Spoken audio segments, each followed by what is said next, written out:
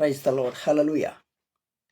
പ്രിയരെ, ഈ സായം സന്ധ്യയിൽ റോസ് ഫാമിലി ഫേസ്ബുക്ക് പേജിൻ്റെ മഞ്ചിൽ കടന്നു വന്ന് ഒരു വചനം നിങ്ങളുമായിട്ട് ഷെയർ ചെയ്യുവാൻ കർത്താവ് തന്ന സാവകാശനായ ദൈവത്തെ സ്തുതിക്കുകയാണ്. ഈ ഗ്രൂപ്പിൻ്റെ chief admin sister Roslin Suresh Erode, മറ്റ് അഡ്മിൻസ്, എന്നെ കേൾക്കുന്ന ശ്രോതാക്കൾ ക്രിസ്തുവിശുവിൽ ഞാൻ സ്നേഹവന്ദനത്തെ അറിയിക്കുന്നു. പ്രിയരെ, ഒരു പാട്ട് പാടി വചനത്തിലേക്ക് പോകാൻ ഞാൻ ആഗ്രഹിക്കുകയാണ്. ഒരു പഴയ പാട്ട്, എനിക്ക് ഏറ്റവും ഇഷ്ടമുള്ളൊരു പാട്ടാണ്.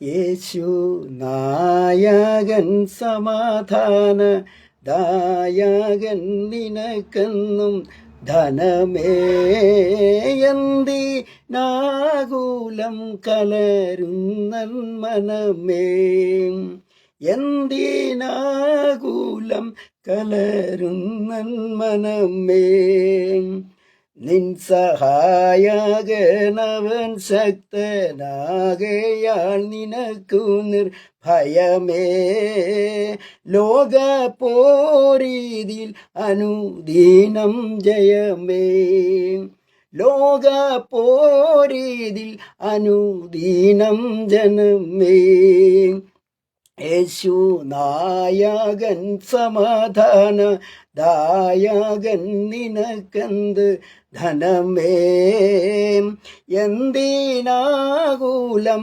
കലരുന്നൻ മനമേ, എന്തിനാകുലം കലരുന്നൻ മനമേ, നിന്റെ നിക്ഷേപമവനെന്ന് കരുതാമെങ്കിൽ സംക്ഷേപമവനിൽ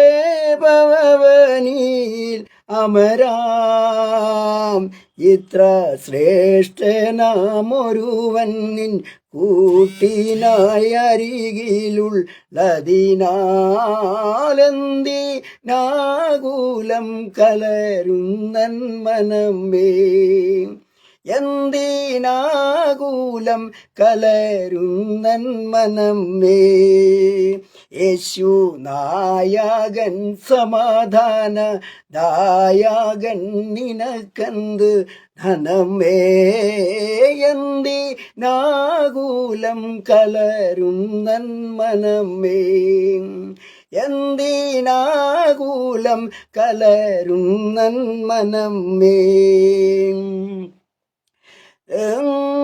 നീയിലധികം ധനിയാവാൻ നിധിയാം, തീയിലൂതി കഴിച്ച പൊന്മതിയാം, ഓ നീയിലധികം ധനികയാൻ നിധിയാം, ഭൂവിൽ ഊതി തീയിലൂതി കഴിച്ച പോലതിയാം, ഭൂവിൽ ക്രിസ്തുവുള്ളവനെ പോൽ എത്ര ധനികനിൽ ധനികന്തിനാകുലം കലരുന്നൻ മനമേ, എന്തിനാകുലം കലരുന്നൻ മനമേ, യേശു നായകൻ സമാധാനം ദായകൻ നിനക്കെന്നും ധനമേ, എന്തിനാകുലം കലരുന്നൻ മനമേ, എന്തിനാകുലം കലരുന്നൻ മനമേ, ലോകധനം സൗഖ്യം മാർഗമായി കരുതി പോകും നരർക്കുള്ള വിനക്കിൽ ലോരറുതി, ലോകം ധനസൗഖ്യമാർഗമായി കരുതി പോകും നരർക്കുള്ള വിനക്കിൽ ഒരറുതി, എന്നിൽ ക്രിസ്തുവിൽ സമാധാനം നിത്യമാം സുഖമെന്ന് അരുളും, എന്തിനാകുലം കലരുന്നൻ മനമേ, എന്തിനാകുലം കലരുന്നൻ മനമേ, എന്തിനാകുലം കലരുന്നൻ മനമേ, യേശു നായകൻ സമാധാനം ദായകൻ നിനക്കെന്നും ധനമേ എന്തിനാകൂലം കലനുന്നൻ മനമേ എന്തിനാകൂലം കലരുന്നൻ മനമേ എന്തിനാകൂലം കലരുന്നൻ മനമേ എന്തിനാകൂലം കലരുന്നൻ മനമേ. Praise the Lord. ഹല്ലേലൂയ. പ്രിയരെ, ഈ സായം സന്ധ്യയിൽ പതിവൊരു പ്രാവശ്യം കൂടി നിങ്ങളുടെ മുമ്പിൽ കടന്നു വരുവാൻ കർത്താവ് നൽകിയ സാവകാശത്തിന് ദൈവത്തെ സ്തുതിക്കുകയാണ്. ഇന്നത്തെ ചിന്തയ്ക്ക് ആധാരമായി ഞാൻ ആദ്യം ഒരു വാക്യം വായിക്കാൻ ആഗ്രഹിക്കുന്നു. സംഖ്യാപുസ്തകം 27-ാം അധ്യായം 1 മുതൽ 4 വരെയുള്ള വേദഭാഗങ്ങളാണ് എൻ്റെ ചിന്തയ്ക്ക് ആധാരം. സംഖ്യ 27-ന്റെ 1 മുതൽ 4 വരെയുള്ള വേദഭാഗം. സെലോഫഹാദിന്റെ പുത്രിമാർ അടുത്തു വന്നു. മഹള, നോവ, ഗോഹ്ല, മിൽക്ക, തിർസ. അവർ സമാഗമന കൂടാരത്തിന്റെ വാതിൽക്കൽ മോശയുടെയും ഏലിയാസർ പുരോഹിതന്റെയും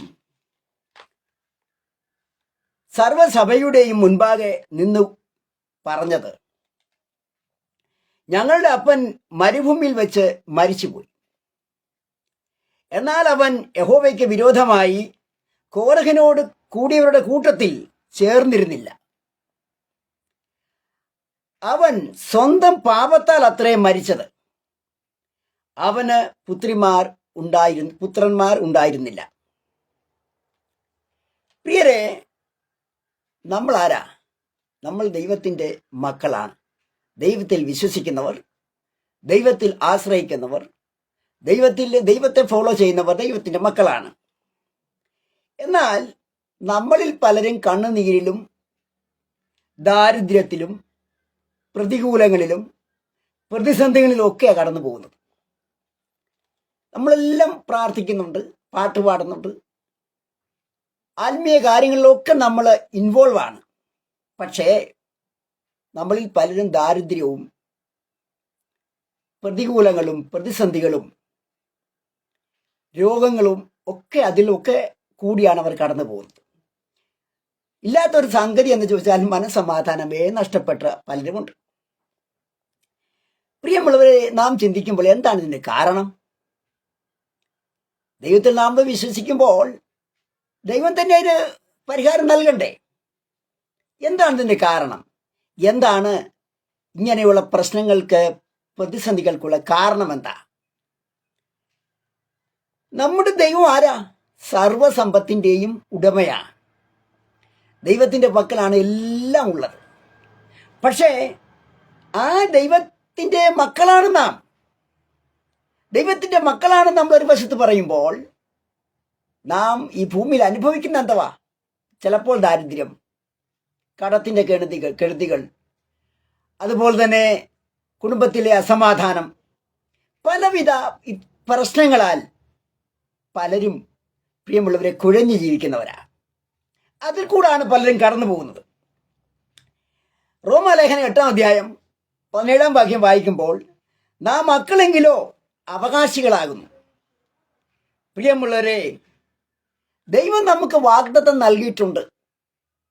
ദൈവം നമ്മൾക്ക് എല്ലാവിധ ഐശ്വര്യങ്ങളും സമ്പത്തും സമൃദ്ധിയും ഒക്കെ ദൈവം നമുക്ക് വാഗ്ദാനം ചെയ്തിട്ടുണ്ട്.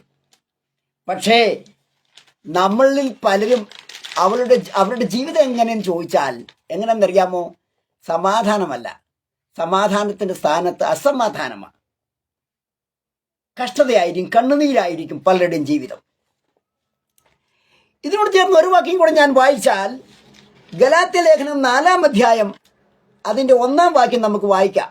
ഗലാത്യ 4:1 നമ്മൾ വരുമ്പോൾ, അവകാശി സർവത്തിനും യജമാനനാണെങ്കിലും ശിശുവായിരിക്കുന്നിടത്തോളം ദാസനേക്കാൾ ഒട്ടും വിശേഷമുള്ളവനല്ല. അപ്പോൾ ഇവിടെ 2 കാര്യമാണ്. 1 യജമാനൻ, 2 ശിശു. ഇവിടെ പറഞ്ഞ എന്താണ്? അവകാശി സർവത്തിനും യജമാനനാണെങ്കിലും ശിശുവായിരിക്കുന്നിടത്തോളം കാലം ദാസനേക്കാൾ ഒട്ടും വിശേഷമുള്ളവനല്ല. അപ്പോൾ നാം മനസ്സിലാക്കേണ്ടത്, കൈകാര്യം ചെയ്യാൻ പ്രാപ്തിയില്ലാതെ വന്നാൽ ആ സമ്പത്ത് കൊണ്ട് പ്രയോജനമില്ല എന്നർത്ഥം. എൻ്റെ ചുറ്റുപാട് ഞാൻ പരിശോധിക്കുമ്പം ചിലരുണ്ട് ഇഷ്ടംപോലെ പൈസ ഒരു മാസം കളക്ട് ചെയ്യുന്നവരാ, ഉണ്ടാക്കിയെടുക്കുന്നവരാ, ഏൺ ചെയ്യുന്നവരാ. പക്ഷെ എന്താ സംഭവം തരിക, സമ്പത്ത് കൂടുന്തോറും, പണം കൂടുന്തോറും അവർക്കത് അനുഭവിക്കാൻ, അല്ലെങ്കിൽ അത് യൂട്ടിലൈസ് ചെയ്യാൻ, അല്ലെങ്കിൽ വിനിയോഗിക്കാൻ അവർക്ക് കഴിയുന്നില്ല. അവർക്ക് ലഭിക്കുന്ന പൈസ ഒന്നിൽ കള്ളം മോട്ടിച്ചുകൊണ്ട് പോവും, അല്ലെങ്കിൽ അത് നഷ്ടപ്പെട്ടു പോവും, അല്ലെങ്കിൽ അവർക്ക് മറ്റെന്തെങ്കിലും സംഭവിക്കുക, പൈസ അവർക്ക് വിനിയോഗിക്കാൻ കഴിയുന്നില്ല. ഇവിടെ നാം ഒരു കാര്യം മനസ്സിലാക്കേണ്ടത്, ഇവിടെ വീണ്ടും ജനിച്ചു, രക്ഷിക്കപ്പെട്ടു. പക്ഷെ പലരും ദൈവിക അവകാശങ്ങളെ കുറിച്ച് ബോധവാന്മാരല്ല. അവർക്ക് അറിയത്തില്ല ദൈവം എന്താ നൽകാൻ പോകുന്നത്, ദൈവത്തിന്റെ കയ്യിൽ എന്തോ ഉണ്ട്, ദൈവം എന്തെങ്കിലും കൊടുക്കുമോ എന്ന് അവർക്ക് അതേക്കുറിച്ച് അറിവില്ല. ഇവിടെ നമുക്കറിയാം, ഞാൻ മുമ്പ് വായിച്ചൊരു വാക്യം ഇതാണ്. ഇവിടെ നമ്മൾ വായിച്ചത്, ശിശുവാകുക എന്ന് പറഞ്ഞാൽ പൂർണ്ണമായി വളർച്ച പ്രാപിച്ചില്ല എന്നർത്ഥം. ശൈശവ അവസ്ഥയാ. നമുക്കറിയാം 4 അവസ്ഥ: ശൈശവം, ബാല്യം, കൗമാരം, വാനപ്രസ്ഥം എന്ന് പറയും, ഗൃഹസ്ഥ ജീവിതം ഒക്കെ പറയും. ഇവിടെ ശൈശവാവസ്ഥ എന്ന് പറഞ്ഞാൽ അത് ചൈൽഡിഷാണ്. അവിടെ പൂർണ്ണമായ വളർച്ച ആ വ്യക്തിക്ക് വന്നിട്ടില്ല. ഇനിയും അതുകൊണ്ടാണ് പ്രിയമുള്ളവരെ, ഇപ്പോഴും പലരും ദാരിദ്ര്യത്താൽ കഴിയുന്നത്. രക്ഷിക്കപ്പെട്ടു, അത് സ്നാനപ്പെട്ടു, ദൈവപൈതലായ സഭയോട് ചേർന്ന് അങ്ങനെ പോവുകയാണ്, എല്ലാം കറക്റ്റാ. പക്ഷെ അവർ ഇന്നും മെച്ചൂർ അല്ല, അവർ ശിശുക്കളാണെന്നാണ് വചനം നമ്മളെ പഠിപ്പിക്കുന്നത്. ഇവിടെ പുസ്തകം 27-ാം അധ്യായത്തിൽ ഞാൻ വായിച്ച കുറിവാക്യം എന്താ ചോദിച്ചാൽ, ഇവിടെ ഒരു കുടുംബം, ആ കുടുംബത്തിന്റെ നാഥന്റെ പേരാണ് സെലോഫഹാദ്. ആ സെലോഫഹാദിനെ പറ്റി പഠിക്കുമ്പോൾ അദ്ദേഹത്തിന് 5 പെൺമക്കളായിരുന്നു, ആൺമക്കളില്ല. അതുകൂടാതെ തന്നെ അങ്ങനെ ആൺമക്കളില്ലാതെ വന്നപ്പോൾ എന്ത് സംഭവിച്ചു? ഇസ്രായേലിന്റെ മോശയുടെ നിയമം അനുസരിച്ച് അവർക്ക് ലഭിക്കേണ്ട അവകാശം കനാനിൽ ലഭിക്കയില്ല എന്ന് അവർക്ക് ബോധ്യപ്പെട്ടു. ആൺമക്കൾ ഇല്ലാത്തത് കൊണ്ട് അവർക്ക് ലഭിക്കേണ്ട അവകാശം കനാനിൽ അവർക്ക് നിഷേധിക്കപ്പെടുകയാണ്. ഇവിടെ നമുക്കറിയാം, യാക്കോബിന്റെ ഇഷ്ടപുത്രനാണ് ജോസഫ്. ആ ജോസഫിന്റെ മകനാണ് മനശ്ശെ. ഇവർ ഗോത്രഭേദം ചോദിച്ചാൽ മനശ്ശയുടെ ഗോത്രത്തിൽപ്പെട്ടതാണ്. നമുക്കറിയാം, ഇവിടെ അഭിവൃദ്ധിയൊക്കെ പ്രാപിക്കേണ്ടതായിരുന്നു, പ്രശ്നങ്ങളൊന്നുമില്ലാതെ നല്ല രീതിയിൽ മുൻപോട്ട് പോകേണ്ടതായിരുന്നു. പക്ഷേ 5-ാം തലമുറയായപ്പോൾ ഇവിടെ കാണാൻ കഴിയുന്നത്, അവരുടെ അവകാശങ്ങൾ പോലും നിഷേധിക്കുന്ന ഒരു പരിസ്ഥിതിയിലേക്ക് അവർ മാറുകയാണ്. മോശ ഒരു നിയമം വെച്ചിട്ടുണ്ട്. ആ നിയമത്തിന്റെ അടിസ്ഥാനത്തിൽ അവർക്ക് ലഭിക്കേണ്ട അവകാശം അത് നിഷേധിക്കുന്ന അവസ്ഥയിലേക്ക് എത്തി. അതുകൂടാതെ നമുക്കറിയാം, ഇവിടെ ഈ സെലോഫഹാദ് എന്ന് പറയുന്ന വ്യക്തിയുടെ ജീവിതത്തെക്കുറിച്ച് നമ്മളൊന്ന് നോക്കാം. എത്തി നോക്കുമ്പോൾ എന്താണ് നമുക്ക് ലഭിക്കുന്നറിയാമോ? ഇവിടെ സെലോഫഹാദിന്റെ ജീവിതത്തിൽ നമുക്കറിയാം, മിസ്രൈമിൽ ഉണ്ടായിരുന്ന കഷ്ടതയൊക്കെ അനുഭവിച്ച പാരമ്പര്യവും തലമുറയാണ്. അതുപോലെ തന്നെ പൂർവജർ, അദ്ദേഹത്തിന്റെ ഫോർഫാദേഴ്സ്, അവരൊക്കെ മിസ്രൈമിലെ അടിമത്തിൽ നിന്ന് മോചിതരായവരുമാണ്. അവര് മുൻപോട്ട് കടന്നു വന്ന് ചെങ്കടലിനെ കണ്ടു. ചെങ്കടലിന്റെ അനുഭവത്തിൽ അവർക്ക് വിശ്വാസങ്ങളൊക്കെ ഉണ്ടായി. എന്നാൽ ദൈവം അവർക്ക് എന്തെല്ലാം ചെയ്തോ, ഉപകാരങ്ങൾ ചെയ്തോ, നന്മകൾ ചെയ്തോ, അതിൽ അവർ തൃപ്തരായില്ല. ചിലരങ്ങനെ എന്തെല്ലാം ദൈവം അൺഎക്സ്പെക്റ്റഡ് ആയിട്ട് അവരുടെ ജീവിതത്തിൽ നല്ല കാര്യങ്ങളെ, നന്മകളെ കൊണ്ടുവന്നാലും അവർ തൃപ്തരാവില്ല. They are not satisfied. അവർ തൃപ്തരാകാത്ത ഒരു അവസ്ഥ. അതുപോലെ തന്നെ ദൈവം നമുക്കറിയാം, കനാനിലേക്കുള്ള യാത്രയിൽ ദൈവം അവർക്ക് മന്ന ഭക്ഷിപ്പാൻ കൊടുത്തു, ഇറച്ചി കൊടുത്തു, പലതും കൊടുത്തു. പക്ഷേ അവരുടെ മനസ്സിൽ എന്താണെന്നറിയാമോ? മിസ്രൈമിൽ വെച്ച് കഴിച്ച വെള്ളരിക്കയും അതുപോലെ തന്നെ ആ കാട്ടിറച്ചിയും ഇതൊക്കെ അവരുടെ മനസ്സിൽ ഇപ്പോഴും ഉള്ള ചിലരങ്ങനെ. യേശുവിന്റെ കൂടെ യാത്ര ചെയ്തെന്ന് പറയുമ്പോഴും അവർക്ക് ഈ ലോകചിന്തയാ, മിശ്രയമാകുന്ന ഈ ലോകചിന്തയാ അവരുടെ ഉള്ളത്. ചിലപ്പോൾ ലോത്തിന്റെ ഭാര്യയെപ്പോലെ അവർ പുറംതിരിഞ്ഞു നോക്കാറുണ്ട്. മനസ്സിലായോ? ഈ ലോകത്തിന്റെ കാര്യങ്ങളും ലോകത്തിന്റെ ചിന്തകളും വെച്ചുകൊണ്ട് പ്രിയമുള്ളവരെ ക്രിസ്തീയ ജീവിതം നടത്തുവാൻ മുൻപോട്ട് കൊണ്ടുപോകാൻ കഴിയയില്ല. ക്രിസ്തീയ ജീവിതവും ഈ ലോക ജീവിതവും തമ്മിൽ പ്രിയമുള്ളവരെ അജഗജാന്തരമുണ്ട്. ഇത് തമ്മിൽ മലയാളത്തിൽ ആനെ ആടും തമ്മിലുള്ള വ്യത്യാസമുണ്ട്. ഇവ തമ്മിൽ ഒന്നിച്ചു കൊണ്ടുപോകാൻ കഴിയയില്ല. ദൈവം നമ്മുടെ ജീവിതത്തിൽ നൽകുന്ന ഏത് അനുഗ്രഹങ്ങളായാലും നന്മകളായാലും ബ്ലെസ്സിങ്സ്, അവ പ്രിയമുള്ള അതിൽ നാം എന്ത് ചെയ്യണം? നമ്മൾ തൃപ്തരാകണം. മർമറിങ്, പിറുപിറുക്കുന്ന അനുഭവം നമ്മുടെ ജീവിതത്തിൽ വരരുത്. പിറുപിറുക്കുന്ന ചിന്തകളും പിറുപിറുക്കുന്ന അനുഭവങ്ങളും കൊണ്ടുവരുന്ന ആരെന്നറിയാമോ? ഒറിജിനൽ സാത്താന്റെ പണിയാണ് നമ്മുടെ ജീവിതത്തിൽ തൃപ്തിയില്ലായ്മ കൊണ്ടുവരിക. ഒന്നും വേണ്ട, എന്നാലും നമ്മുടെ ജീവിതത്തിൽ ഒരു തൃപ്തി ഉണ്ടാകട്ടെ, ഒരു സംതൃപ്തി, ഒരു സമാധാനം. പ്രിയമുള്ളവരെ, അത് ഉണ്ടെങ്കിൽ നീ ദൈവഭാഗത്താണെന്ന് ബൈബിൾ വെച്ച് എനിക്ക് പറയുവാൻ കഴിയും. ദൈവം നമുക്ക് നൽകുന്ന ഏറ്റവും വലിയ സംഗതി എന്ന് ചോദിച്ചാൽ സമാധാനം, സംതൃപ്തി നമ്മുടെ ജീവിതത്തിൽ കടന്നു വരട്ടെ. ഇവിടെ ഇന്നും അവർക്ക് മിസ്രൈമിന്റെ ഓർമ്മകളാ ഉള്ളത്. എല്ലാം കഴിഞ്ഞു, മാനസാന്തരപ്പെട്ടു, രക്ഷിക്കപ്പെട്ടു, സഭയോട് ചേർന്നു, അവർ നല്ല രീതിയിൽ തന്നെ വെള്ളത്തിൽ മുങ്ങി സ്നാനപ്പെട്ടു, എല്ലാം അവർ ചെയ്തു. അപ്പം നുറുക്കണം കൂടുന്നുണ്ട്, അതിനൊന്നും കുറവൊന്നുമില്ല. പക്ഷേ അവരുടെ ജീവിതത്തിൽ എന്തോ ഇല്ല, അവർക്ക് വേണ്ട സംതൃപ്തിയില്ല, ആത്മീക സംതൃപ്തിയില്ല, ആത്മീകമായിട്ടൊരു ബ്ലെസ്സിങ്സ് ഇല്ല, നന്മയില്ല അവർക്ക്.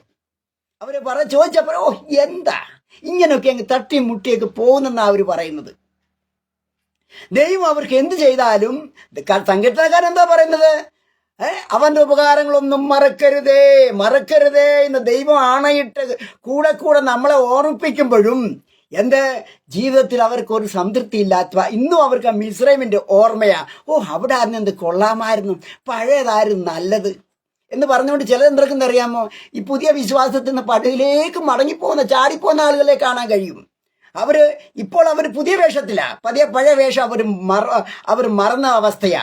എന്നാൽ ഈ കൂട്ടർ അവർക്ക് ആ മിസ്രൈമിന്റെ ഓർമ്മയാ കടന്നു വരുന്നു. പ്രിയമുള്ളവരെ, നമുക്കൊരു കാര്യം മനസ്സിലാക്കാൻ നമുക്ക് കഴിയുന്ന എന്താന്ന് ചോദിച്ചാൽ നമ്മൾ ആ ദൈവത്തിന്റെ ഭാഗത്ത് കടന്നു വന്നാൽ, നീ യേശുവിന്റെ കൂടെ നീ യാത്ര ചെയ്യുന്നെങ്കിൽ നീ വിട്ടത് നീ ഓർക്കരുത്. യേശു 12 ശിഷ്യന്മാരെ തിരഞ്ഞെടുത്തപ്പോൾ പലരും മീൻ പിടിച്ചുകൊണ്ടിരിക്കുകയായിരുന്നു. അവരാ വല എറിഞ്ഞിട്ടാണ് അവർ യേശുവിന്റെ കൂടെ വരുന്നത്. അപ്പോൾ നാം കർത്താവിന്റെ ഭാഗത്തേക്ക് പോകുമ്പോൾ നാം എന്താണ് ചെയ്യേണ്ടത്? നമ്മൾ പൂർണ്ണമായ ഒരു സെപ്പറേഷൻ, നമ്മൾ ദൈവത്തിലേക്ക്, ഞാൻ ഇന്നു മുതൽ ദൈവത്തിന്റെ മകളാണ് എന്ന് നമ്മൾ ചിന്തിക്കുമ്പോൾ, പ്രിയമുള്ളവരെ, പഴയതൊന്നും ചിലപ്പോൾ നമുക്കറിയാമോ, ദാരിദ്ര്യം ഉണ്ടാകും, ഇല്ലായ്മ ഉണ്ടാകും, രോഗമുണ്ടാകും, പ്രാർത്ഥിച്ചിട്ട് ഒരു ഫൈദ എന്ന് പറഞ്ഞാൽ ബെനിഫിറ്റ് ഇല്ല, പ്രാർത്ഥിച്ചിട്ട് ഒരു നേട്ടമില്ല, ഒരു മറുപടി ലഭിക്കുന്നില്ല. അപ്പൊ നമ്മളൊന്ന് ഓർക്കും, പഴയതായിരുന്നു കൊള്ളാം. അങ്ങനെ നമ്മൾ ചിന്തിച്ചാൽ നിങ്ങൾ മനസ്സിലാക്കിയോ, സാത്താൻ നിങ്ങളെ ചാഞ്ചല്യത്തിലേക്ക് കൊണ്ടുപോകാൻ നിങ്ങൾ മനസ്സിലാക്കണം. അതുകൊണ്ട് വിട്ടു ദൈവമെതിരായി നീ ജീവിക്കുന്നെങ്കിൽ എന്ത് എടുക്കണം? നീ ദൈവത്തിന്റെ ഭാഗത്തോട് തന്നെ നിന്റെ യാത്ര നീ മുൻപോട്ട് കൊണ്ടുപോകണം. പ്രിയരെ, ഇവിടെ നമുക്ക് കാണാൻ കഴിയുന്നത്, ഇവർക്ക് എന്താണ് സംഭവിച്ചത്? ഇവിടെ പ്രശ്നങ്ങൾ അടിക്കടി കടന്നു വരാൻ തുടങ്ങി, പ്രതിസന്ധികൾ കടന്നു വരാൻ തുടങ്ങി. കനാൻ യാത്ര എന്നിട്ടും അവർ മുൻപോട്ട് കൊണ്ടുപോയി സെലോഫഹാദും കുടുംബവും. അതുകൂടാതെ അവർക്കൊരു പ്രതീക്ഷ എന്തെന്നറിയാമോ? കഷ്ടപ്പെട്ടാലും പ്രതിസന്ധികൾ നേരിട്ടാലും ജരൂർ ഞങ്ങൾക്കും കനാനിലൊരു അവകാശം ലഭിക്കും. നമ്മളങ്ങനല്ലേ യാത്ര ചെയ്യുന്നത്? കഷ്ടതയും പ്രയാസം വന്നാലും എൻ്റെ യേശുവിൻ്റെ കൂടെ എനിക്ക് യാത്ര ചെയ്യാം, എനിക്ക് എൻ്റെ യേശുവിനെ കാണാം എന്നുള്ള ചിന്തയാണ് നമ്മുടെ മനസ്സിലുള്ളത്.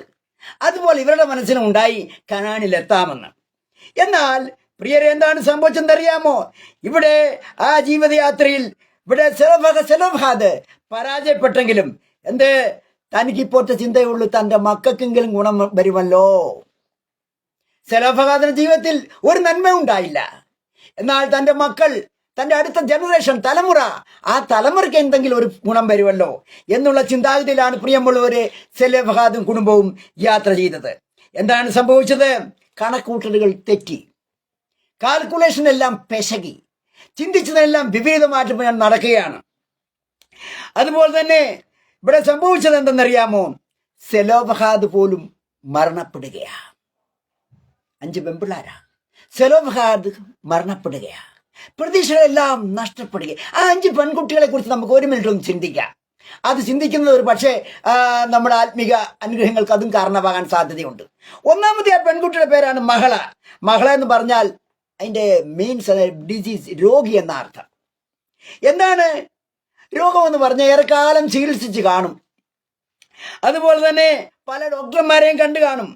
എന്നാൽ എന്ത് സംഭവിച്ചു? ഒരു വിടുതലില്ല. പലരും അങ്ങനെയല്ലേ, രോഗം വരും, പ്രാർത്ഥിക്കും, ചികിത്സിക്കും, ഒക്കെ ചെയ്യും, പക്ഷെ ഒരു വിടുതലില്ല പ്രിയമുള്ളവരെ. അതുകൊണ്ട് എന്താണ്, ഹല്ലേലൂയ, നമ്മുടെ ജീവിതത്തിൽ പ്രിയമുള്ളവരെ സൗഖ്യം ലഭിക്കുന്നില്ലെങ്കിൽ നാം എന്ത് ചെയ്യണം?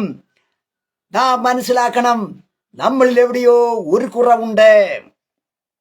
ആ കുറവുകളെ നമ്മൾ മനസ്സിലാക്കണം.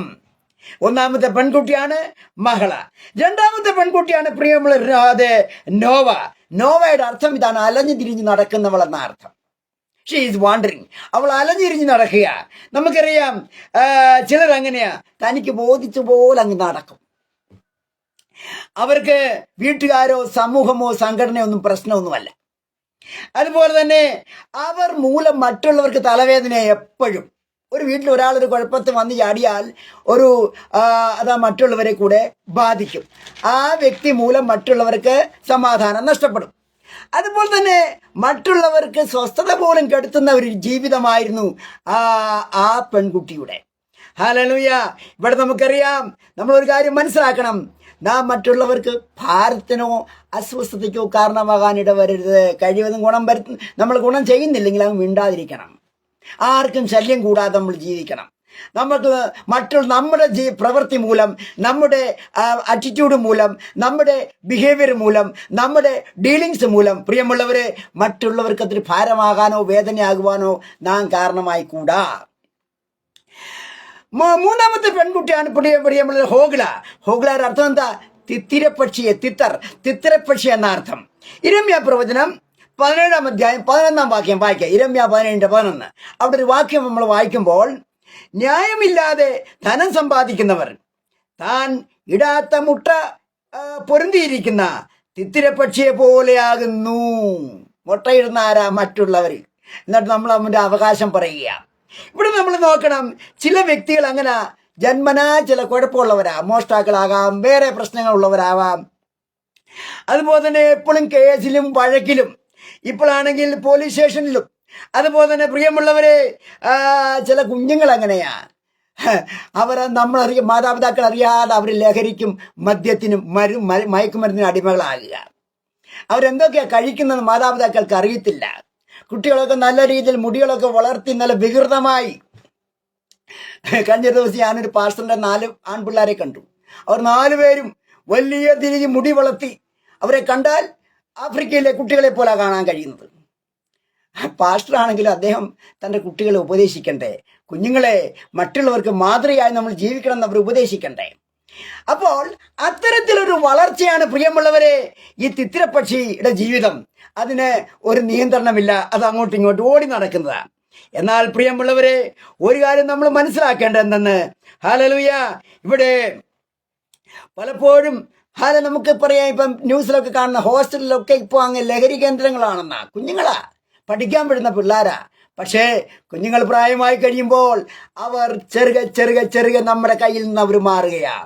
നമ്മുടെ നിയന്ത്രണം, കുഞ്ഞുകുട്ടിയായപ്പോൾ നിയന്ത്രിച്ചു, ഇപ്പം കുട്ടികൾ നമ്മളെ നിയന്ത്രിക്കാൻ തുടങ്ങി. അപ്പോൾ അവരോട് നമ്മൾ സൂക്ഷിച്ച് വേണം സംസാരിക്കാൻ. അല്ലെങ്കിൽ കുട്ടികൾ വല്ലതൊക്കെ വിളിച്ചു പറയും. കുട്ടികൾ വിളിച്ചു പറയുക മാത്രമല്ല, കുട്ടികൾ വേറെ മുന്നോട്ട് കടന്നു വന്ന് പ്രവർത്തിക്കുകയും ചെയ്യും. അതുകൊണ്ട് നാം എന്താണ് ചെയ്യേണ്ടത്? നമ്മളും സൂക്ഷിച്ചാണ് നിൽക്കുന്നത്. പ്രിയമുള്ളവരെ, കുട്ടികൾ അത്തരത്തിലൊരു അവസ്ഥ. അതുപോലെ തന്നെ ഇങ്ങനെ പോയി കഴിയുമ്പോൾ, ഹല്ലേലൂയ, ഇതാണ് ന്യൂ ജനറേഷൻ. ന്യൂ ജനറേഷനിലെ കുട്ടികൾ എന്ന് പറഞ്ഞാൽ അവർ മാതാപിതാക്കളുടെ സ്വപ്നത്തെ അവർ ഇല്ലാതാക്കുകയാണ്. മാതാപിതാക്കൾക്ക് കുഞ്ഞുങ്ങളെ കുറിച്ചൊരു ഡ്രീംസ് ഉണ്ട്. എൻ്റെ കുഞ്ഞ് വളരണം, അവൻ ഇന്നത് പഠിക്കണം, ഇന്ന രീതിയിൽ അവൻ ജോലി ചെയ്യും, ഇന്ന രീതിയിൽ അവൻ കർത്താവിലേക്ക് വരുമെന്നൊക്കെ നമ്മൾ കണക്ക് കൂട്ടുക. പക്ഷേ കുഞ്ഞുങ്ങൾ എന്തെടുക്കും? ന്യൂ ജനറേഷന്റെ പേരിൽ അവർ പ്രായമാവുമ്പോൾ മറ്റൊരു വഴി അവർ തുറന്നുകൊണ്ട് പോരുകയാണ്. ആ ഒരു പക്ഷേ നമ്മുടെ ചിന്തകൾക്കെല്ലാം അവ അതീതമായിരിക്കും പ്രിയമുള്ളവരെ. അപ്പോൾ അതിന് നാലാമത്തെ പെൺകുട്ടി ആരെന്നൊക്കെ അറിയാമോ? അതാണ് മിൽക്ക. മിൽക്ക എന്ന് പറഞ്ഞ രാജ്ഞി. ഈ രാജ്ഞി എന്തെന്ന് ചോദിച്ചാൽ ഒരു കാര്യം, അവൾ ജീവിക്കുന്ന രാജ്ഞിയെ പോലെയാ. ഒന്നിനുമില്ല കുറവില്ല. ഈ കുടുംബത്തിൽ നടക്കുന്ന ഒരു പ്രശ്നവും പുള്ളിക്ക് ഒരു ചിന്തയില്ല. സഹോദരിമാർ എങ്ങനെ ജീവിച്ചാൽ അവൾക്ക് പ്രശ്നമല്ല. അതുപോലെ തന്നെ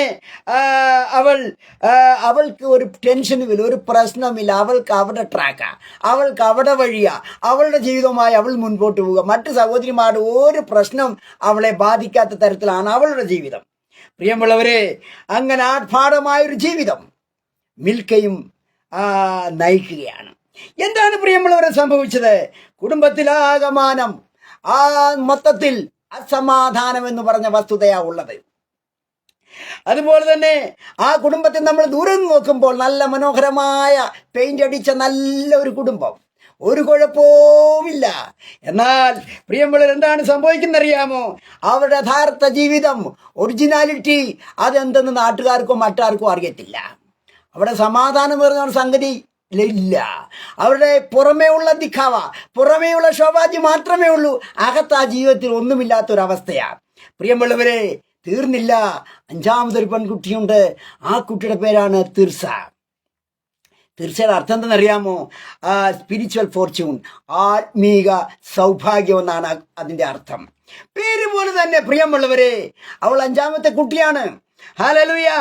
അവൾ ഒരു കാര്യം മനസ്സിലാക്കി. അവൾ ചരിത്രമെല്ലാം പഠിച്ചു.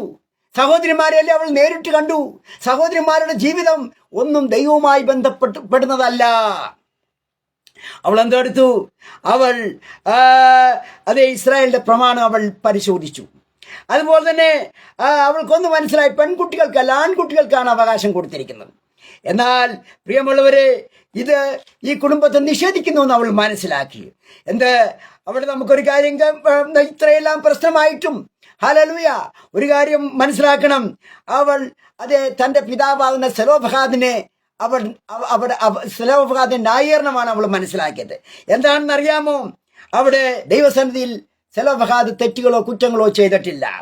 അതുപോലെ തന്നെ മരുഭൂമിയിൽ മോശയ്ക്കും എതിരായിട്ട് സംസാരിച്ചില്ല.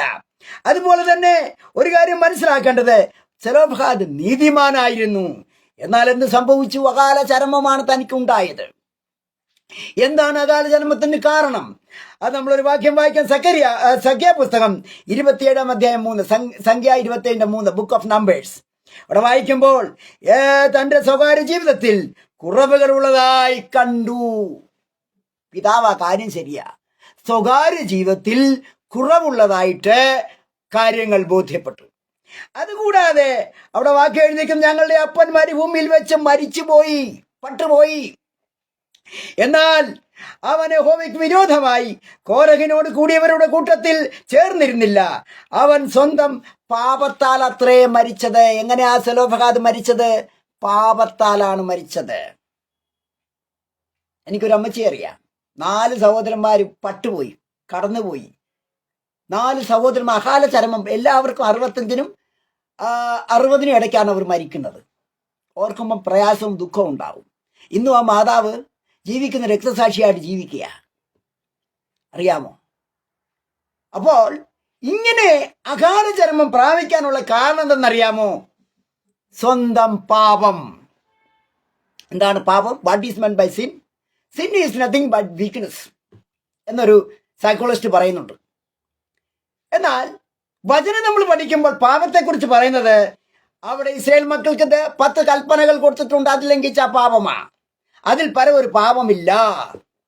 ഇനിയും നമ്മൾ പുതിയ നിയമ ഭക്തന്മാരല്ലേ?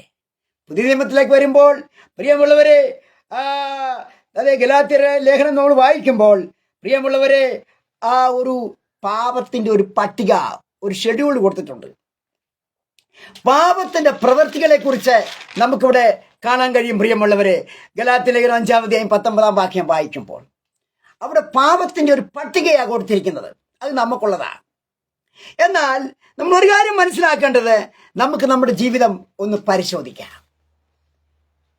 സെലോഫഹാദ് മരിച്ചത് സ്വന്തം പാപത്താലാ. സെലോഫഹാദിന്റെ ജീവിതം മൂലം തന്റെ കുടുംബത്തിന്റെ അവസ്ഥ, കുടുംബത്തിന്റെ ദുരിതത്തിലേക്ക് ആ കുഞ്ഞുങ്ങളെ കൊണ്ടുപോവുക ഉണ്ടായത്. ഒരു പക്ഷേ നമ്മുടെ ജീവിതത്തിൽ അറിഞ്ഞും അറിയാതെ, ഇന്ത്യയിൽ പറയാൻ ജാനെ നമ്മുടെ കുടുംബ ജീവിതത്തിൽ അറിഞ്ഞു പറയാൻ പാപങ്ങൾ ഉണ്ടോ പ്രിയമുള്ള നമുക്കൊന്ന് പരിശോധിക്കാം. അതുപോലെ തന്നെ നാം എന്തെടുക്കുന്നു, മറ്റുള്ള മുമ്പിൽ മാന്യത വളരെ സൂപ്പറാണ്, നമുക്കൊരു കുറവില്ല, നമ്മൾ നല്ല രീതിയിൽ ആത്മീയരാ. എന്നാൽ പ്രിയമുള്ളവരെ, മറ്റുള്ളവർ മുമ്പിൽ നമ്മൾ മറച്ചു വെച്ചാലും ദൈവത്തിന്റെ മുമ്പിൽ ഒരു AI ക്യാമറ ഉണ്ടെന്ന് നമ്മൾ മനസ്സിലാക്കണം. ആ ക്യാമറയുടെ മുമ്പിൽ പ്രിയമുള്ളവരെ നമുക്ക് ഒരിക്കലും ഒഴിഞ്ഞു മാറുവാൻ കഴിയയില്ല. ജീവപുസ്തകത്തിന്റെ ആ പുസ്തകത്തിന്റെ ആ കണക്കൊക്കെ നോക്കുമ്പോൾ നമ്മുടെ പിക്ചർ അവിടെ കാണാം. ഫോട്ടോ നമ്മൾ നോക്കും, ഫോട്ടോ ഒന്നും എടുത്തില്ല, പക്ഷെ ഫോട്ടോ ഒക്കെ ഓൾറെഡി എടുത്ത് വെച്ചിരിക്കുക.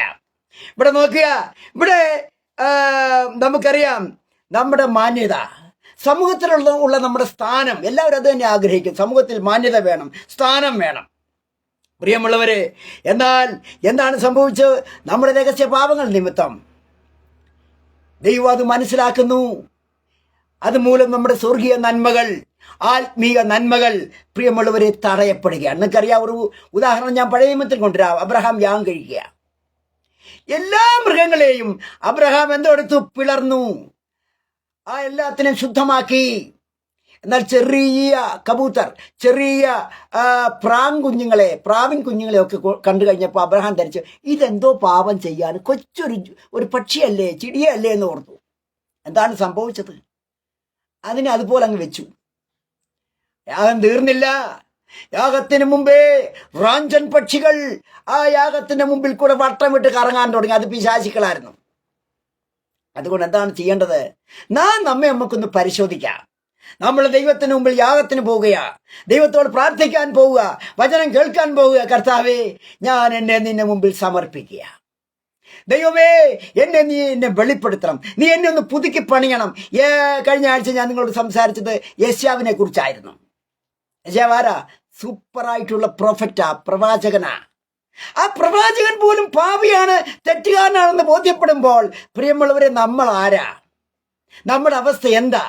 ഇവിടെ നോക്കുക, ഇവിടെ സ്വർഗീയ അനുഗ്രഹങ്ങൾ, നന്മകൾ, രോഗസൗഖ്യങ്ങൾ, സാമ്പത്തിക നേട്ടങ്ങൾ, മറ്റ് കുടുംബത്തിലെ സമാധാനം, കുഞ്ഞുങ്ങളുടെ ഭാവി, നാം പ്രാർത്ഥിക്കുന്ന പല വിഷയങ്ങളുണ്ട് പ്രിയമുള്ളവരെ. അത്തരം വിഷയങ്ങൾക്ക് പരിഹാരം വരണമെങ്കിൽ നമ്മെ തന്നെ നമുക്കൊന്ന് പരിശോധിക്കാം, ഒരു എക്സ്റേയിൽ കൂടെ കൊണ്ടുപോകാം, നമ്മെ തന്നെ നമുക്കൊന്ന് കീറിമുറിക്കാം, ഹൃദയത്തെ നുറുക്കാം, കർത്താവിനോട് ചോദിക്കാം, കർത്താവേ, നീ എന്നെ വെളിപ്പെടുത്ത്, എന്നിലുള്ള കുറവെന്താ, ഞാൻ എങ്ങനെയാകാനാണ് നീ ആഗ്രഹിക്കുന്നത്, ഞാൻ എങ്ങനെ ജീവിക്കാനാണ് നീ എന്നെ ബോധ്യപ്പെടുത്തണം.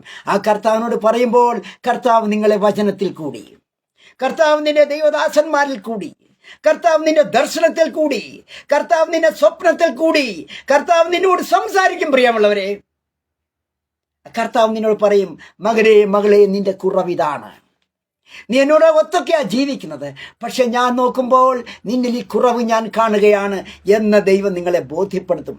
മനസാക്ഷി അത് നിങ്ങളെ ബോധ്യപ്പെടുത്തും. അതുപോലെ തന്നെ പ്രിയമുള്ളവരെ, ഞാൻ വായിച്ച ഭാഗത്തിലേക്ക് ഞാൻ വീണ്ടും മടങ്ങിപ്പോകട്ടെ. ഇവിടെ എന്താണ് സംഭവിച്ചത്? തൻ്റെ അപ്പൻ സെലോഫഹാദ് മരിച്ചു. അതുപോലെ 4 സഹോദരിമാരോ അവരവരുടെ സ്വയ ജീവിതത്തിൽ, ഇഷ്ടമുള്ള ജീവിതത്തിൽ, ബോധിച്ച ജീവിതത്തിൽ, ബോധിച്ച ട്രാക്കിൽ, ബോധിച്ച ഓർബിറ്റ്സിൽ കൂടെ അവർ സഞ്ചരിക്കുക. അവർ അങ്ങനെ തന്നെ മുന്നോട്ട് കടന്നു പോവുക. എന്താണ് സംഭവിച്ചത്? ഹല്ലേലൂയ! ഇവിടെ ഒരു കാര്യം മനസ്സിലായി. ഇവിടെ ഈ കുടുംബത്തെക്കുറിച്ച് നല്ലൊരു അഭിപ്രായം പബ്ലിക്കിനില്ല, ആരും നല്ലൊരു അഭിപ്രായം പറയുന്നില്ല. ഇവിടെ എന്താണ് സംഭവിച്ചത് പ്രിയമുള്ളവരെ? എന്നാൽ നമ്മുടെ ഇളയ സഹോദരി തിർസ ഒരു തീരുമാനമെടുക്കാൻ നിർബന്ധിക്കപ്പെടുകയാണ്. ആ തിർസയുടെ മുമ്പിൽ രണ്ട് ഓപ്ഷനാണുള്ളത്. ഒന്ന്, ദൈവത്തിന്റെ മുമ്പിൽ ദൈവത്തിന് വേണ്ടി ജീവിക്കുക, അല്ലെങ്കിൽ സഹോദരിമാരുടെ വഴി കണ്ടെത്തുക. പ്രിയമുള്ളവരെ, എത്രയോ കുടുംബങ്ങൾ ചില സഹോദരിമാരുടെ, ചില സഹോദരങ്ങളുടെ ജീവിതം മൂലം തകർന്ന് തരിപ്പണമാകുന്ന, സ്വസ്ഥതയില്ലാത്ത ജീവിതം നമുക്ക് ചുറ്റുപാടും കണ്ണോടിച്ച കാണാൻ കഴിയും. ഒരാൾ മൂലം എല്ലാവരും നശിക്കുന്ന അവസ്ഥ. പ്രിയമുള്ളവരെ, എന്താണ് സംഭവിച്ചത്? എൻ്റെ ഒരു സുഹൃത്ത്, ഒരു പിതാവ്, അദ്ദേഹത്തിൻ്റെ മകനുണ്ട്, 10-22 വയസ്സ് കാണും. താൻ ഗൾഫിൽ വളരെയധികം ജോലി ചെയ്തു, ഇഷ്ടംപോലെ പൈസ, ഏതാണ്ട് 10-12 ലാഖിന് മുമ്പ് കൂടുതൽ പൈസ മകന് മേടിച്ച് കോഴ്സ് പഠിക്കാൻ വേണ്ടി അയച്ചു. ആ പിതാവ് തിരിച്ചു വന്നപ്പോൾ ആ മോൻ എല്ലാ കോഴ്സിനും ഫെയിലായി. തൻ്റെ സ്വപ്നമെല്ലാം തകർന്നു. അവസാനം ആ പിതാവ് അധികം നാളും ജീവിച്ചിരുന്നില്ല. പ്രിയമുള്ളവരെ, ഞാൻ ഈ പറയാനുള്ള സാഹചര്യം എന്താണെന്ന് ചോദിച്ചാൽ, ചില വ്യക്തികളുടെ ജീവിതമാണ് മറ്റുള്ളവർ നോക്കുന്നത്. അതുമൂലം ആ ജീവിക്കാൻ ആഗ്രഹിക്കുന്നവർ പോലും ജീവിക്കാൻ മുൻപോട്ട് അവർക്ക് കഴിയാത്ത അവസ്ഥ. ഇവിടെ നോക്കുക, ഈ തിർസയുടെ മുമ്പിൽ 2 ഓപ്ഷനാണ്, 2 സബ്സ്റ്റിറ്റ്യൂഷൻ. ഒന്ന്, ദൈവത്തിന് വേണ്ടി ജീവിക്കാം, അതല്ലെങ്കിൽ സഹോദരിമാരുടെ പാത പിന്തുടരാം. എന്താണ് ചെയ്തത് തിർസ? എന്താണ് തീരുമാനിച്ചത്? തിർസ താൻ ചെറിയ മന്ദം പ്രാർത്ഥിക്കാൻ തുടങ്ങി. അതുപോലെ തന്നെ ദൈവവചന ധ്യാനത്തിലൂടെ, അതുപോലെ തന്നെ അവൾ എപ്പോഴും സമയം ചിലവഴിച്ചു. അവൾക്ക് ഒറ്റ ചിന്തയുള്ളൂ, തൻ്റെ കുടുംബം ഉദ്ധാരണം പ്രാപിക്കണം, തൻ്റെ കുടുംബത്തിലെ അംഗങ്ങൾ രക്ഷപ്പെടണം, തൻ്റെ സഹോദരിയുടെ രോഗം മാറണം, തൻ്റെ മറ്റൊരു സഹോദരി വഴിപിടിച്ച ജീവിതം മാറണം, തൻ്റെ മറ്റുള്ളവരുടെ ജീവിതം അതേ മെച്ചമാക്കി പോകണം എന്നുള്ള ഒറ്റ ചിന്തയോടുകൂടി എന്തെടുത്തു? തിർസ പ്രാർത്ഥനയിൽ മുഴുകി. പ്രിയമുള്ളവരെ, അവൾക്ക് ഒറ്റ ലക്ഷ്യമേ ഉള്ളായിരുന്നു, അവളുടെ കുടുംബത്തിന്റെ മോചനം. എന്ത് സംഭവിച്ചു? ആദ്യം അവളുടെ പ്രാർത്ഥന ഫലിക്കുക. ഇതെന്റെ ഒരു ഇമാജിനേഷൻ, നിങ്ങൾ ബൈബിളിൽ തപ്പിയ കിട്ടത്തില്ല. അവളുടെ പ്രാർത്ഥന ഇവിടെ ഫലിച്ചു. മൂത്ത സഹോദരി രോഗം സൗഖ്യമായി, അവൾക്ക് വിടുതൽ ലഭിച്ചു. ഇപ്പോൾ അവളുടെ കൂടിയിരുന്ന് ഒന്നിച്ചിരുന്ന് പ്രാർത്ഥിക്കാൻ തുടങ്ങി. ആ പ്രാർത്ഥന വീണ്ടും ശക്തി പ്രാപിച്ചു. തൻ്റെ 3-ാമത്തെയും 4-ാമത്തെയും സഹോദരിമാരും പ്രാർത്ഥിക്കാൻ തുടങ്ങി. എന്താണ് സംഭവിച്ചത്? പ്രിയമുള്ളവരെ, അവർക്കപ്പോൾ ദൈവം അവരെ വെളിപ്പെടുത്തി, അവരുടെ അവകാശം നിഷേധിക്കപ്പെട്ടിരിക്കുന്നു. കനാനിൽ അവർക്ക് അവകാശമില്ല. സ്വർഗീയ നന്മകൾ അവർക്ക് തടയപ്പെടുന്നു. സ്വർഗീയ അവകാശങ്ങൾ അവർക്ക് ലഭിക്കില്ല. അവർ 5 പേരും ഒരു തീരുമാനമെടുക്കുകയാണ്. അവർ ഒന്നിച്ച് ഒരു ദിവസം മോശയുടെ അടുക്കൽ ചെല്ലുകയാണ്. പ്രിയമുള്ളവരെ, എന്ത് സംഭവിച്ചു? അവർ മോശയുടെ അടുക്കലെത്തി. ഒരു കാര്യം മനസ്സിലാക്കേണ്ടത്, ഏത് വിഷയമായാലും നിങ്ങൾ പ്രാർത്ഥനയിൽ ഉറ്റിരുന്നാൽ, നിങ്ങൾ പ്രാർത്ഥനയുമായിട്ട് മുൻപോട്ട് പോയാൽ, നിങ്ങളുടെ കുടുംബത്തിലുള്ളവരെ ചേർത്ത് പ്രാർത്ഥിച്ചാൽ, പ്രിയമുള്ളവരെ, വചനം വെച്ച് ഞാൻ പറയട്ടെ, സൗഖ്യം, വിടുതൽ നിങ്ങൾക്ക് കാണുവാൻ കഴിയും. ഇന്നത്തെ നിരാശാവസ്ഥ മാറും. ഇന്നത്തെ ആശയില്ലാത്ത അവസ്ഥ മാറും. ഇന്നത്തെ ആ അന്ധകാരാവസ്ഥ മാറും. ഇന്നത്തെ തകർന്ന തരിപ്പണമായ അവസ്ഥ മാറും. നിങ്ങളെ ദൈവം നിലനിർത്തും, നിങ്ങൾക്ക് സമാധാനം തരും. നിങ്ങൾ പ്രാർത്ഥിക്കുന്ന വിഷയത്തിൽ ദൈവം നിങ്ങൾക്ക് വിടുതൽ നിങ്ങൾക്ക് നൽകും. പ്രിയമുള്ളവരെ, പക്ഷെ എന്താണ് വേണ്ടത്? സ്നേഹം, ഐക്യം. ഒന്നിച്ച് നിങ്ങൾ കരം പിടിച്ച് നിങ്ങളൊന്ന് പ്രാർത്ഥിച്ച് നോക്ക്. ചില മാതാപിതാക്കൾ പ്രാർത്ഥിക്കുമ്പോൾ കുഞ്ഞുങ്ങൾ കുപ്പയിലും ശവക്കോട്ടയിലും മാർക്കറ്റിലുമാണ്. ഞാൻ താമസിക്കുന്ന എൻ്റെ സ്ഥലത്ത് ഒരു പള്ളിയുണ്ട്, ഒരു പുരോഹിതനുണ്ട്. പുരോഹിതൻ എപ്പോഴും പള്ളിയിൽ ആരാധന നടത്തും, നമുക്കറിയാമല്ലോ. പക്ഷെ അയാളുടെ മക്കൾ രാത്രി ഇടയാമങ്ങളിൽ ശവക്കോട്ടിലിരുന്ന് മദ്യം ഉപയോഗിക്കുന്നവരായിരുന്നു. പ്രിയമുള്ളവരെ, നമ്മുടെ മക്കളെ നിയന്ത്രിക്കാൻ കഴിയുമോ? നമ്മുടെ മക്കളെ നിയന്ത്രിക്കാൻ കഴിയുമോ? നമ്മുടെ മക്കളെ നിയന്ത്രിക്കുന്നില്ലെങ്കിൽ നമ്മുടെ ജീവിതത്തിന്റെ അന്തം എന്താ, അവസ്ഥ എന്താ, റിസൾട്ട് എന്താ, നത്തീജ എന്താ? ഇവിടെ നോക്കുക, ഒരു കാര്യം മനസ്സിലാക്കേണ്ടത്, അവർ ഒരു കാര്യം തീരുമാനിച്ച് മോശയുടെ അടുക്കൽ പോകാം. എന്ത് ചെയ്തു? മോശയുടെ അടുക്കൽ ചെന്നപ്പോൾ മോശ ദൈവത്തോട് കാര്യങ്ങൾ പറഞ്ഞു. ദൈവം ഇതുവരെ എഴുതി വെച്ചിരുന്ന ന്യായപ്രമാണത്തിലെ ആ നിയമം അവർക്ക് വേണ്ടി ദൈവം മാറ്റാൻ തീരുമാനിച്ചു. വായിക്കാം. സംഖ്യാപുസ്തകം 27-ാം അധ്യായം 6 മുതൽ 8 വരെ വാക്യം. സംഖ്യ 27 6 മുതൽ 8 വാക്യം. അവിടെ എഴുതിയിരിക്കുന്നത്, യഹോവ മോശയോട് അരുളി ചെയ്തത്, സെലോഫഹാദിന്റെ പുത്രിമാർ പറയുന്നത് ശരി തന്നെ. അവരുടെ അപ്പന്റെ സഹോദരന്മാരുടെ ഇടയിൽ അവർക്കൊരു അവകാശം കൊടുക്കണം. അവരുടെ അപ്പന്റെ അവകാശം അവർക്ക് കൊടുക്കണം. ഒരുത്തൻ മകനില്ലാതെ മരിച്ചാൽ അവന്റെ അവകാശം അവന്റെ മകൾക്ക് കൊടുക്കണം. പ്രിയമുള്ളവരെ, അവരുടെ ഐക്യതയോടെയുള്ള അവരുടെ ഡിമാൻഡ് അത് മോശയോട് പറഞ്ഞപ്പോൾ മോശ ഡയറക്റ്റായിട്ട് ദൈവത്തോട് സംസാരിച്ചു. അവിടെ മോശയോട് ദൈവം അരുളി ചെയ്യുകയാണ്, അവരുടെ സഹോദരന്മാരുടെ ഇടയിൽ അവർക്കൊരു അവകാശം കൊടുക്കാൻ ദൈവത്തിന്റെ അരുളപ്പാടാണ്. പ്രിയമുള്ളവരെ, ഇപ്പൊ എന്താ റിസൾട്ട്? അവർക്ക് അവകാശം ലഭിച്ചു. അതുപോലെ തന്നെ എവിടെ സ്വന്തം ഗോത്രത്തിൽ നിന്ന് അവർക്ക് ഭർത്താക്കന്മാരെ ലഭിക്കുക, ഈ 5 കുട്ടികൾക്കും. അതുപോലെ തന്നെ സമൂഹത്തിൽ അവർ അനുഗ്രഹിക്കപ്പെടാൻ തുടങ്ങി. അവരെ ലോകം അംഗീകരിക്കാൻ തുടങ്ങി. ഇന്നലെ വരെ അവരെ കുറ്റം പറഞ്ഞവർ, നിന്ദിച്ചവർ, ആരുമില്ലെന്ന് പറഞ്ഞവർ, ഇന്നെന്ത് അവരിന്ന് നല്ല കുടുംബങ്ങളായിട്ട് അവർ മാറുകയാണ്. കാരണം എന്താ? ദൈവം അവർക്ക് വേണ്ടി പ്രവർത്തിച്ചു. ഇതിനാരാ മുന്നിൽ വന്നത്? തിർസ എന്ന് പറഞ്ഞ പെൺകുട്ടിയാ. ആ തിർസ നോക്കിക്കേ, അവൾ ഭക്തയായ ഒരു സ്ത്രീ, ഭക്തയായ ഒരു യുവതി. അവൾ അവളുടെ കുടുംബത്തെ രക്ഷപ്പെടുത്തി. മറ്റു സഹോദരിമാരെ കൂടെ ദൈവത്തിന്റെ പാതയിലേക്ക് അവൾ കൊണ്ടുവന്നു പ്രാർത്ഥനയിലൂടെ. പ്രിയമുള്ളവരെ, എന്ത് തിർസ ചെയ്തത് നമുക്കറിയാം. അവൾ ചെയ്തത് മൂലം അവളും അവരുടെ കുടുംബവും രക്ഷപ്പെടുകയാണ്. നമുക്ക് നമ്മെക്കുറിച്ചൊന്ന് ചിന്തിക്കാം പ്രിയമുള്ളവരെ. നമ്മുടെ കുടുംബത്തിന് ഇപ്പോഴത്തെ അവസ്ഥ എന്താ? എത്ര കുഞ്ഞുങ്ങൾ ദൈവസന്നിധിയിലുണ്ട്? എത്ര കുഞ്ഞുങ്ങൾ ലോകത്തിന്റെ പിശാചിന്റെ കയ്യിലുണ്ട്? അതുപോലെ തന്നെ സാമ്പത്തിക ഞെരുക്കങ്ങൾ ഇല്ലേ? നമുക്കുണ്ട്. അതുപോലെ വിട്ടുമാറാത്ത രോഗങ്ങൾ ഇല്ലേ? അതുകൊണ്ട് പ്രിയമുള്ളവരെ, വഴിമാറുന്ന നന്മകൾ 20 കിലോമീറ്ററിന് അപ്പുറം ഒരു അനുഗ്രഹം വന്നാലും നമുക്ക് പ്രതീക്ഷിക്കും ലഭിക്കുന്നു, പക്ഷെ ലഭിക്കാത്ത അവസ്ഥ. നന്മകൾ വഴിവിട്ടു പോവുക, വഴിമാറിപ്പോവുക.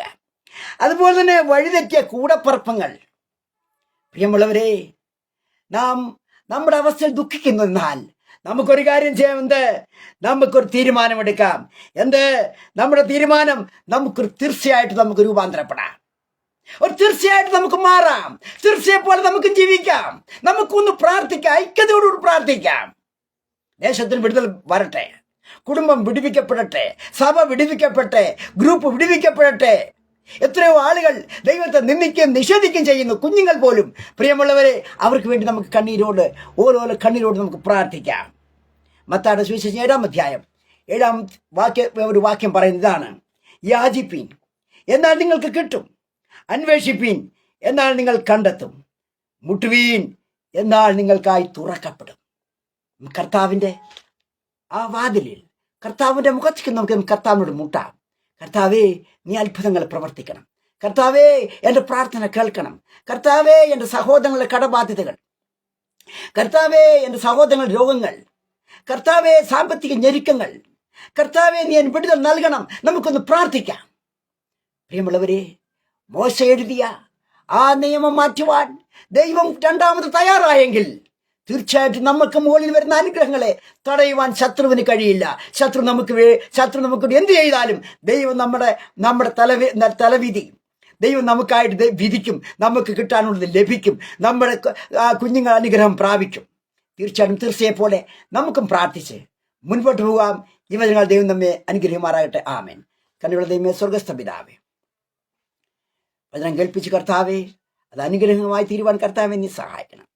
അനേകർക്ക് കർത്താവ് തീർച്ചയായിട്ടും മാറുവാൻ, ഒരു തീർച്ചയായി പോലെ ആകുവാൻ, പ്രാർത്ഥിക്കുവാൻ, വിടുതൽ ഏറ്റെടുക്കുവാൻ കർത്താവെ ഞങ്ങളെ സഹായിക്കണം. അനുഗ്രഹങ്ങളെ തടയുവാൻ ശത്രു ശ്രമിച്ചാൽ കർത്താവെ നീ ഞങ്ങൾക്ക് അനുകൂലമാകയാൽ അനുഗ്രഹങ്ങൾ ഞങ്ങൾക്ക് തന്നെ കടന്നു വരുമല്ലോ. കർത്താവെ, ഞങ്ങൾ വിശ്വസിക്കുന്നു, പ്രാർത്ഥിക്കുന്നു. പ്രാർത്ഥന കേട്ടാൽ സ്തുതിക്കുന്നു. യേശുവിൻ നാമത്തിൽ തന്നെ ആമേൻ.